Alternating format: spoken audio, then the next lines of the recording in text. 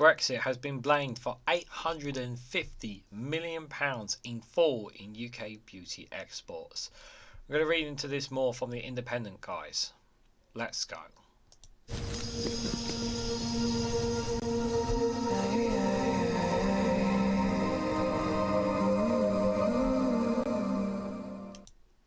Good morning, good afternoon, good evening, wherever you are in the world. This is REGANELITE here with an article from the Independent with the headline that Brexit is to be blamed for £850 million fall in the UK beauty exports. COVID is not the problem, Brexit is the problem, says British Beauty Council boss on the sales slumps. Another industry that has been deeply affected by Brexit, according to the British Beauty Council boss, which we will read to in a moment. You know, this just goes to show that once again, when they're trying to point the finger elsewhere for the faults of other things, once again, Brexit played a factor in it. And there is a lot of retailers that rely on beauty and cosmetics, and a lot of people, you know, it's an industry. It is an industry in Britain, and it's one that has done, as far as I'm concerned, in my opinion, done pretty well for itself.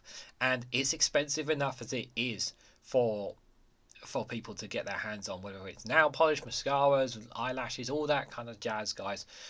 It is expensive for people to have them and to have those luxury items. And it's going to be harder for people to get their hands on them because it could potentially mean that they have to pay more in order for certain beauty and retailers to get their hands on these, if it is harder for them to get them exported into the UK. So there's also, so that factor is there. And because obviously the cost of living crisis is occurring, there are some people who may not be on the upper echelons of earning high-end money. Those who are in the middle end who do like to buy beauty products, and that makes them feel good and it makes them feel happy about themselves. They're not going to be able to spend that £12 on a mascara like they wanted to, or they'd have to cough up more money in order for them to get that luxury item that they wanted to get. This in turn has an impact on the industry as a whole, because then it will discourage people from spending their money in that sector, which in turn could lead to businesses perhaps taking their business elsewhere, which could in turn lead to job losses, which could then in turn lead to damage to our economy. Another Brexit benefit, guys. So, Britain's beauty industry has suffered an £850 million slump in exports to the EU since Brexit, according to the top economists. Experts said the sector has suffered from customs hold-ups and increased red tape costs since the UK quit the bloc in January 2020. Like I said, red tape, guys. What does that mean? It means these cosmetics and items that people want to buy, they're going to cost more as a result of this. The Oxford Economic Studies, commissioned by the British Beauty Council, discovered a market decline in exports to EU countries despite sales holding steady in the rest of the world. It also found while the decline in EU workers had created skill shortage in the sector, while small beauty firms have been disproportionately damaged by post-Brexit barriers. COVID is not the problem, Brexit is the problem, said British Beauty Council Chief Millie Kendall told the Bloomberg. People have pulled out of territories.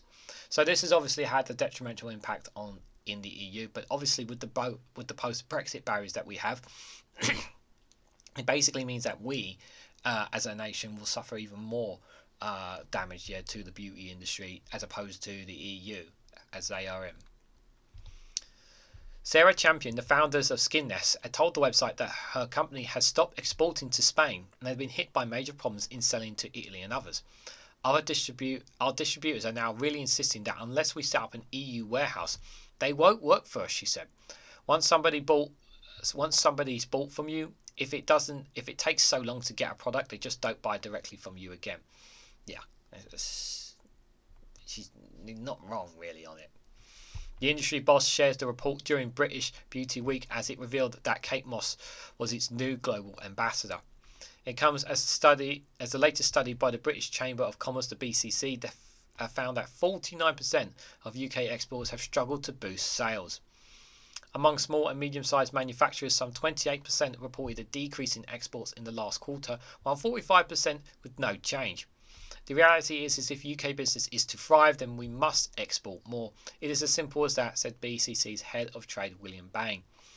But the pandemic, supply chain disruption, Brexit, non-trade tariff barriers, and global headwinds have made all this more difficult over the past few years, and we need to look at new ways to improving trade with the EU. Again, I know it's not the most important industry, as many of you know, but it is still an industry that contributes to the economy and contributes to our GDP, and it's going to affect us in the long term if we don't make it easier for this industry to continue to do well and be successful. It comes as Kemi Baganov, the Business and Trade Secretary, goes to Osaka, Japan for the G7 Trade Summit. The Cabinet Minister said she was not worried at all by Labour's dent into the Tories' traditional image as the party of business. Ms Baganov said Sir Keir Starmer have not done their homework and assuming that the EU is the answer to everything. So it's just really more on. I was surprised not a bit more detail really there, to be fair, but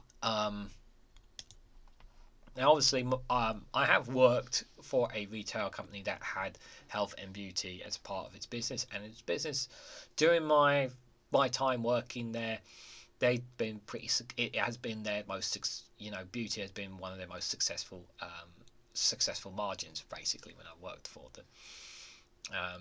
People, women, whoever, it is still a very important business, and it's a very important business to a lot of other businesses. And it will once again it's another industry.